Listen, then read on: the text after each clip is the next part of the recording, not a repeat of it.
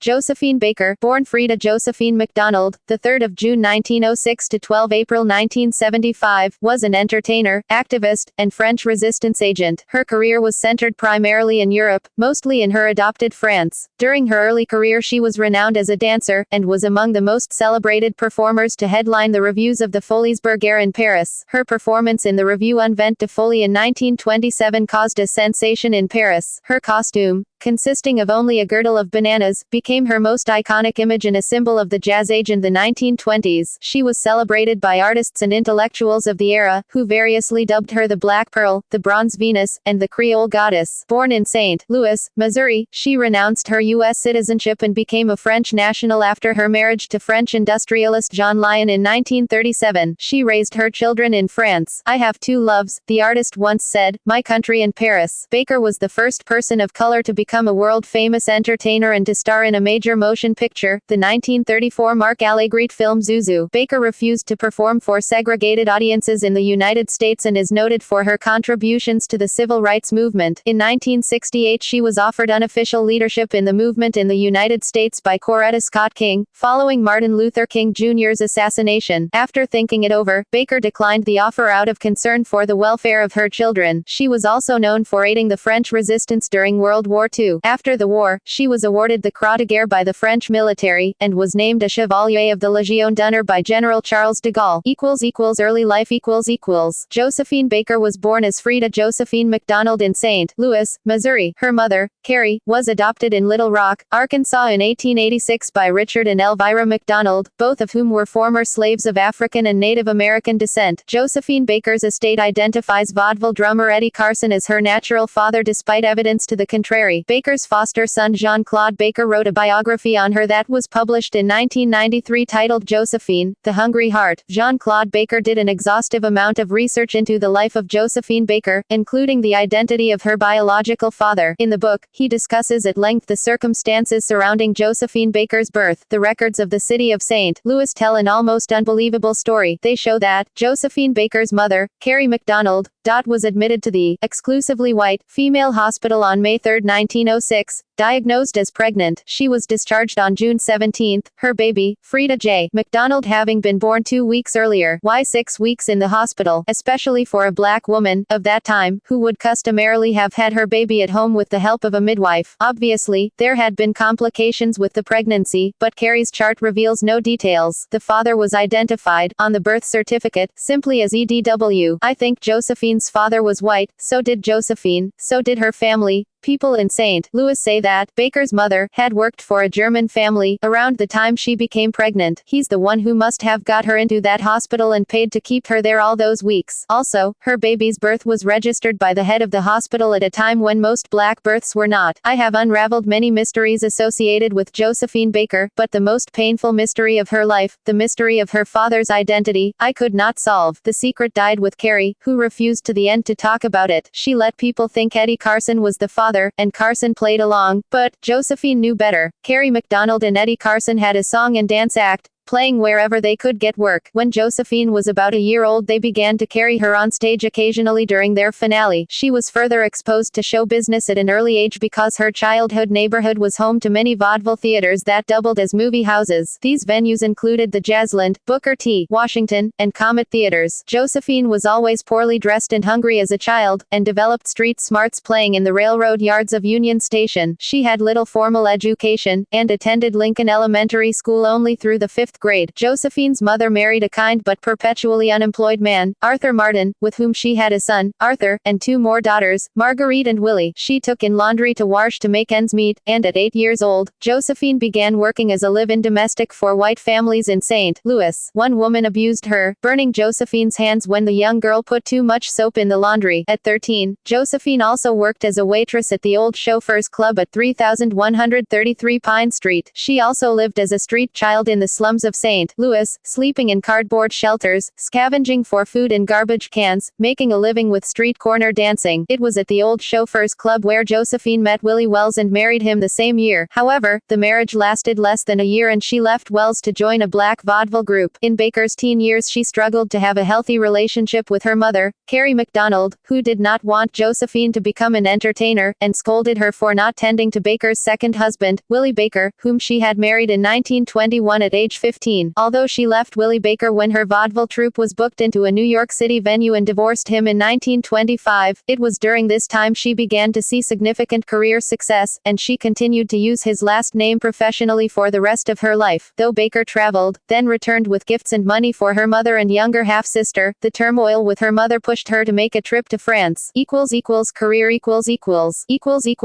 early years Baker's street corner dancing attracted attention, leading to her being recruited for the St. Louis Chorus vaudeville show at the age of 15. She headed to New York City during the Harlem Renaissance, performing at the Plantation Club and in the chorus of the groundbreaking and hugely successful Broadway revues Shuffle Along, 1921, with Adelaide Hall and the Chocolate Dandies, 1924. She performed as the last dancer in a chorus line. Traditionally, the dancer in this position performed in a comic manner, as if she were unable to remember the dance, until the encore, at which point she would perform it not only correctly but with additional complexity. Baker was billed at the time as the highest-paid chorus girl in vaudeville. Baker's career began with her doing blackface comedy at local clubs. This was the entertainment that her mother did not approve of. Blackface performances landed Baker an opportunity to tour in Paris, which would become the place she called home until her final days.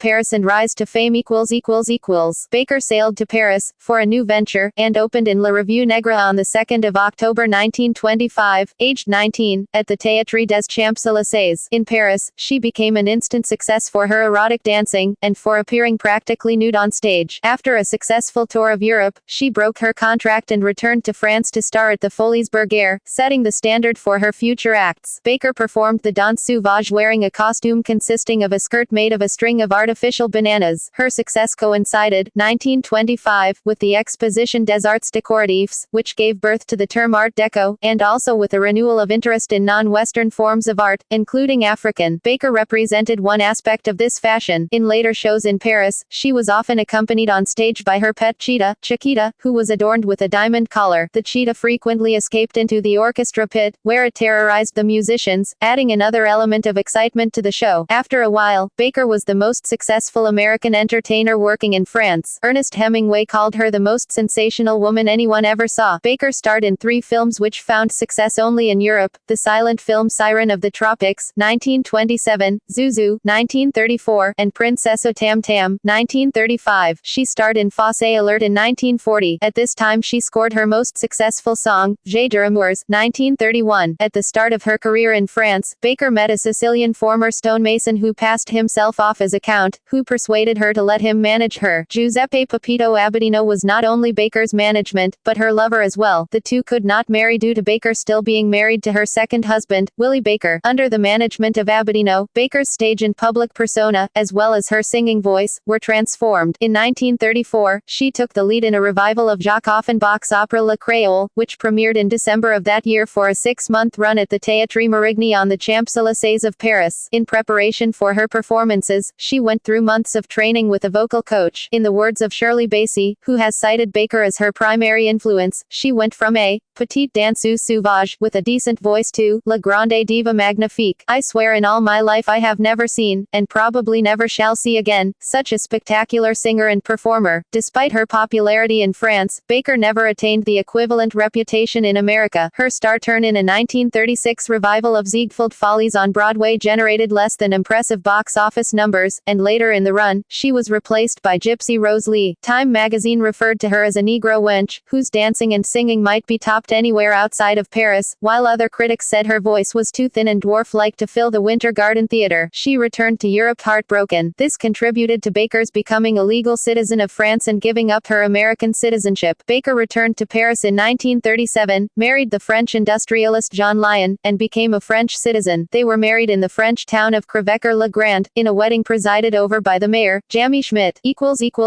Work during World War II.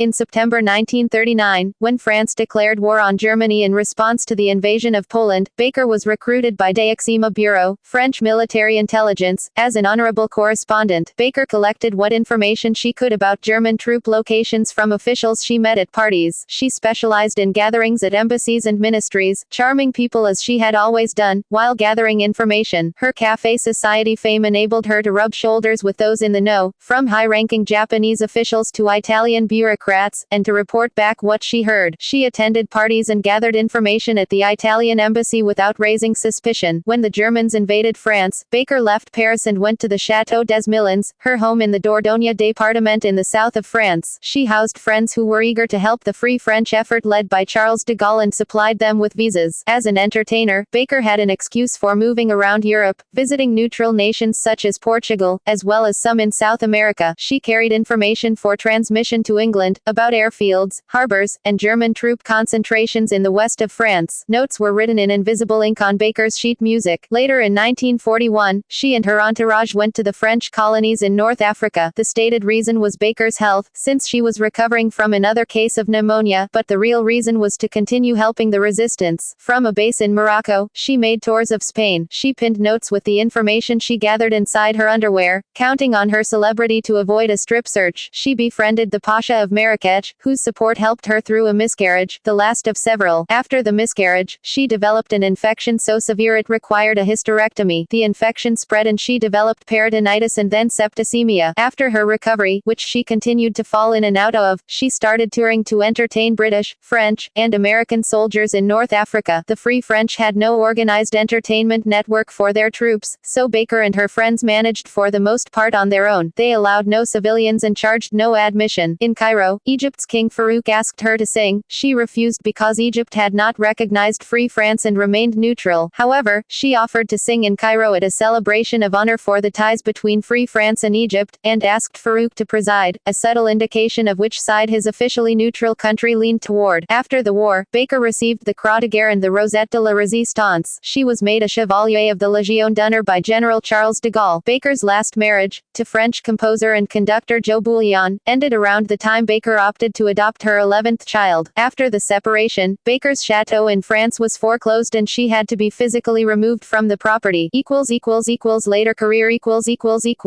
1949, a reinvented Baker returned in triumph to the Folies Bergère. Bolstered by recognition of her wartime heroics, Baker the performer assumed a new gravitas, unafraid to take on serious music or subject matter. The engagement was a rousing success, and re-established Baker as one of Paris' preeminent entertainers. In 1951, Baker was invited back to the United States for a nightclub engagement in Miami. After winning a public battle over desegregating the club's audience, Baker followed up her sold-out run at the club with a national tour. Rave reviews and enthusiastic audiences accompanied her everywhere, climaxed by a parade in front of 100,000 people in Harlem in honor of her new title, NAACP's Woman of the Year. Her future looked bright, with 6 months of bookings and promises of many more to come. An incident at the Stork Club interrupted and overturned her plans. Baker criticized the club's unwritten policy of discouraging black patrons, then scolded columnist Walter Winchell, an old ally, for not rising to her defense. Winchell responded swiftly with a series of harsh public rebukes, including accusations of communist sympathies, a serious charge at the time. The ensuing publicity resulted in the termination of Baker's work visa, forcing her to cancel all her engagements and return to France. It was almost a decade before U.S. officials allowed her back into the country. In January 1966, Fidel Castro invited Baker to perform at the Teatro Musical de La Habana in Havana, Cuba, at the 7th anniversary celebrations of his revolution. Her spectacular show in April broke attendance records. In 1968, Baker visited Yugoslavia and made appearances in Belgrade and in Skopje. In her later career, Baker faced financial troubles. She commented, "Nobody wants me, they've forgotten me," but family members encouraged her to continue performing. In 1973, she performed at Carnegie Hall to a standing ovation. The following year, she appeared in a Royal Variety performance at the London Palladium, and then at the Monacan Red Cross Gala, celebrating her 50 years in French show business. Advancing years and exhaustion began to take their toll. She sometimes had trouble trouble remembering lyrics, and her speeches between songs tended to ramble, she still continued to captivate audiences of all ages.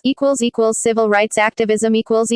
Although based in France, Baker supported the civil rights movement during the 1950s. When she arrived in New York with her husband Joe, they were refused reservations at 36 hotels because of racial discrimination. She was so upset by this treatment that she wrote articles about the segregation in the United States. She also began traveling into the South. She gave a talk at Fisk University, a historically black college in Nashville, Tennessee, on France, North Africa and the equality of the races in France. She refused to perform for segregated audiences in the United States, although she was offered $10,000 by a Miami club. The club eventually met her demands. Her insistence on mixed audiences helped to integrate live entertainment shows in Las Vegas, Nevada. After this incident, she began receiving threatening phone calls from people claiming to be from the Ku Klux Klan but said publicly that she was not afraid of them. In 1951, Baker made charges of racism against Sherman Billingsley's Stork Club in Manhattan, where she alleged she had been refused service. Actress Grace Kelly, who was at the club at the time, rushed over to Baker, took her by the arm and stormed out with her entire party, vowing never to return. Although she returned on the 3rd of January 1956 with Prince Rainier of Monaco, the two women became close friends after the incident. When Baker was near bankruptcy, Kelly offered her a villa and financial assistance. Kelly by then was Princess Consort of Rainier III of Monaco. However, during his work on the Stork Club book, author and New York Times reporter Ralph Blumenthal was contacted by Jean-Claude Baker, one of Baker's sons. Having read a Blumenthal-written story about Leonard Bernstein's FBI file, he indicated that he had read his mother's FBI file and, using comparison of the file to the tapes, said he thought the Stork Club incident was overblown. Baker worked with the NAACP. Her reputation as a crusader grew to such an extent that the NAACP had Sunday, May 20, 1951 declared Josephine Baker Day. She was presented with life membership with the NAACP by Nobel Peace Prize winner Drive Ralph Bunche. The honor she was paid spurred her to further her crusading efforts with the Save Willie McGee rally after he was convicted of the 1948 beating death of a furniture shop owner in Trenton, New Jersey. As Baker became increasingly regarded as controversial, many blacks began to shun her, fearing that her reputation would hurt their cause. In 1963, she spoke at the March on Washington at the side of Rev. Martin Luther King, Jr. Baker was the only official female speaker. While wearing her Free French uniform emblazoned with her Medal of the Légion d'honneur, she introduced the Negro Women for Civil Rights. Rosa Parks and Daisy Bates were among those she acknowledged, and both gave brief speeches. After King's assassination, his widow Coretta Scott King approached Baker in the Netherlands to ask if she would take her husband's place as leader of the civil rights movement. After many days of thinking it over, Baker declined, saying her children were too young to lose their mother. Personal life relationships Baker was married 4 times. Her adopted son Jean-Claude Baker described his mother as bisexual, having had relationships with men and women, including the Mexican artist Frida Kahlo. Her first marriage was to American Pullman porter Willie Wells when she was 13 years old. The marriage was reportedly very unhappy and the couple divorced a short time later. Another short-lived marriage followed to Willie Baker in 1921. She retained Baker's last name because her career began taking off during that time, and it was the name by which she became best known. In 1925 she began an extramarital relationship with the Belgian novelist Georges Simenon. In 1937, Baker married Frenchman Jean Lyon. She and Lyon separated in 1940. Lyon died in 1957 of Spanish influenza. She married French composer and conductor Joe Bouillon in 1947, but their union also ended in divorce. She was later involved for a time with the artist Robert Brady, but they never married. Children During Baker's work with the civil rights movement, she began adopting children, forming a family she often referred to as the Rainbow Tribe. Baker wanted to prove that children of different ethnicities and religions could still be brothers. She often took the children with her cross-country, and when they were at Chateau des Milans, she arranged tours so visitors could walk the grounds and see how natural and happy the children in the Rainbow Tribe were. For some time, Baker lived with her children and an enormous staff in the chateau in Dordogne, France, with her 4th husband, Joe Bouillon. Later years and death In her later years, Baker converted to Roman Catholicism. In 1968, Baker lost her castle due to unpaid debts. Afterwards, Princess Grace offered her an apartment in Roquebrune, near Monaco. Baker was back on stage at the Olympia in Paris in 1968, in Belgrade in 1973, at Carnegie Hall in 1973, at the Royal Variety Performance at the London Palladium in 1974, and at the Gala du Cirque in Paris in 1974. On the 8th of April April 1975, Baker starred in a retrospective review at the Bobino in Paris, Josephine Bobino 1975, celebrating her 50 years in show business. The review, financed notably by Prince Rainier, Princess Grace, and Jacqueline Kennedy Onassis, opened to rave reviews. Demand for seating was such that fold-out chairs had to be added to accommodate spectators. The opening night audience included Sophia Loren, Mick Jagger, Shirley Bassey, Diana Ross, and Liza Minnelli. 4 days later, Baker was found lying peacefully in her bed surrounded by newspapers with glowing reviews of her performance. She was in a coma after suffering a cerebral hemorrhage. She was taken to Pitié-Salpêtrière Hospital, where she died, aged 68, on the 12th of April 1975. She received a full Roman Catholic funeral that was held at l'Église de la Madeleine, the only American-born woman to receive full French military honors at her funeral. Baker's funeral was the occasion of a huge procession. After a family service at St. Charles Church in Monte Carlo, Baker was interred at Monaco's Cimetière de Monaco. Legacy Place. Josephine Baker in the Montparnasse quarter of Paris was named in her honor. She has also been inducted into the St. Louis Walk of Fame, and on the 29th of March 1995, into the Hall of Famous Missourians. In 2015 she was inducted into the Legacy Walk. The Piscine Josephine Baker is a swimming pool along the banks of the Seine in Paris named for her. Writing in the online BBC magazine in late 2014, Darren Royston, historical dance teacher at RADA, credited Baker with being the Beyoncé of her day, and bringing the Charleston to Britain. Two of Baker's sons, Jean-Claude and Jari, grew up to go into business together, running the restaurant Chez Josephine on Theater Row, 42nd Street, New York City. It celebrates Baker's life and works. Château des Milans, a castle near Sarlat in the Dordogne, was Baker's home where she raised her 12 children. It is open to the public and displays her stage outfits including her banana skirt, of which there are apparently several. It also displays many family photographs and documents as well as her Legion of Honor medal. Most rooms are open for the public to walk through, including bedrooms with the cots where her children slept, a huge kitchen, and a dining room where she often entertained large groups. The bathrooms were designed in Art Deco style, but most rooms retained the French chateau style. Baker continued to influence celebrities more than a century after her birth. In a 2003 interview with USA Today, Angelina Jolie cited Baker as a model for the multiracial, multinational family she was beginning to create through adoption. Beyoncé performed Baker's Banana Dance at the Fashion Rocks concert at Radio City Music Hall in September 2006. On June 3, 2017, the 111th anniversary of her birth, Google released an animated Google Doodle, which consists of a slideshow chronicling her life and achievements. Portrayals. Baker appears in her role as a member of the French resistance in Johannes Mario Simmel's 1960 novel, Es muss nicht immer Caviar sein, C'est pas toujours du Caviar. A character loosely based on Baker is featured in an episode of Hogan's Heroes titled as General Hammerschlag Burning, which originally aired on the 18th of November 1967. The character, Kumasa, played by Barbara McNair, is a chanteuse based in Paris. She later reveals herself to be Carol Dukes, a high school classmate of Sergeant James Kinchlow, Ivan Dixon, on whom she had a secret crush. The Italian-Belgian francophone singer-composer Salvatore Adamo pays tribute to Baker with the song Noël sur les Milans, album Petite Bonheur, Emmy 1970. Diana Ross portrayed Baker in both her Tony Award-winning Broadway and television show An Evening with Diana Ross. When the show was made into an NBC television special entitled The Big Event, An Evening with Diana Ross, Ross again portrayed Baker. A German submariner mimics Baker's Dans Bannen in the 1981 film Das Boot. In 1986, Helen Gelzer portrayed Baker on the London stage for a limited run in the musical Josephine, a musical version of the life and times of Josephine Baker with book, lyrics and music by Michael Wilde. The show was produced by Baker's longtime friend Jack Hockett in conjunction with Premier Box Office, and the musical director was Paul McGuire. Gelzer also recorded a studio cast album titled Josephine. In 1991, Baker's life story, The Josephine Baker Story, was broadcast on HBO. Lynn Whitfield portrayed Baker, and won an Emmy Award for Outstanding Lead Actress in a mini-series or a special, becoming the first black actress to win the award in this category. Artist Hassan Musa depicted Baker in a 1994 series of paintings called Who Needs Bananas? In the 1997 animated film Anastasia, Baker appears with her cheetah during the musical number Paris Holds the Key to Your Heart. In 2002,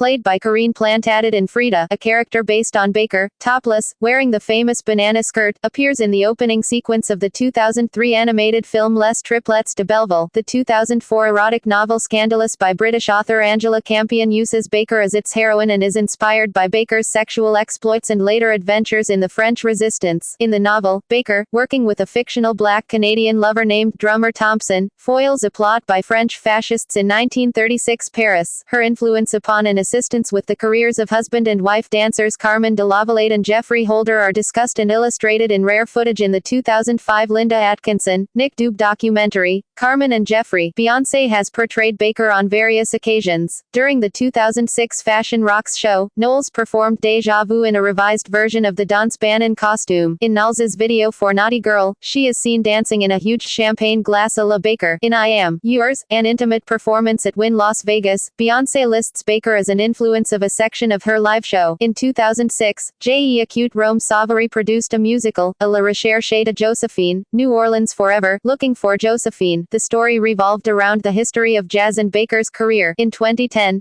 Carrie Hilson portrayed Baker in her single Pretty Girl Rock. In 2011, Sonia Rolland portrayed Baker in the film Midnight in Paris. Baker was heavily featured in the 2012 book Josephine's Incredible Shoe and the Black Pearls by Peggy Eve Anderson Randolph. In July 2012, Cheryl Howard opened in the sensational Josephine Baker, written and performed by Howard and directed by Ian Stryker at the Beckett Theater of Theater Row on 42nd Street in New York City, just a few doors away from Chez Josephine. In July 2013, Cush Jumbo's debut play Josephine and I premiered at the Bush Theatre, London. It was reproduced in New York City at the Public Theatre's Joe's Pub from the 27th of February to the 5th of April 2015. In February 2017, Tiffany Daniels portrayed Baker in the timeless television episode, The Lost Generation. In late February 2017, a new play about Baker's later years, The Last Night of Josephine Baker by playwright Vincent Victoria, opened in Houston, Texas, starring Erica Young.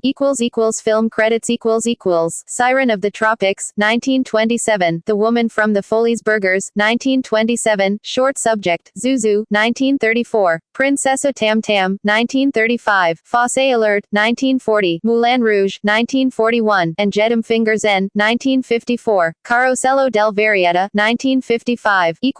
See also References Bibliography External links Official website Les Millons Josephine Baker's Castle in France, Josephine Baker at Al Music, Josephine Baker at the Internet Broadway Database, Josephine Baker on Internet Movie Database, Self, Josephine Baker at Find a Grave, Josephine Baker on Internet Movie Database, Character, A La Recherche de Josephine, Official Josephine Baker website, A Josephine Baker Photo Gallery, Discography at Sony BMG Masterworks, archived from the original on the 27th of September 2007, Photographs of Josephine Baker, The Electric Body, Nancy Cunard sees Josephine Baker, 2003, Review Essay of Dance Style and Contemporary Critics, Guide to Josephine Baker Papers at Houghton Library, Harvard University, Josephine Baker Photographs, University of Missouri St. Louis.